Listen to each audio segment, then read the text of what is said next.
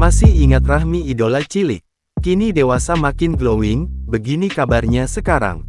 Nama Rahmi Amalia Bardan atau yang akrab disapa Rahmi idola cilik sangat populer di tahun 2008. Sosok Rahmi Amalia Bardan Rahmi idola cilik berhasil mencuri perhatian publik ketika mengikuti ajang menyanyi, Idola Cilik. Rahmi dulunya mengikuti ajang pencarian bakat idola cilik wakil dari Aceh.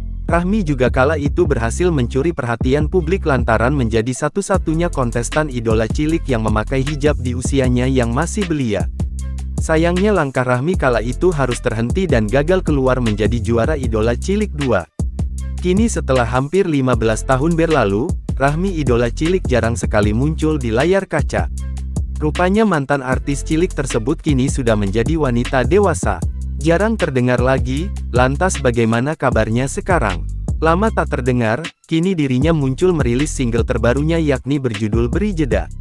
Diketahui, Rahmi single itu tak dirilisnya sendirian.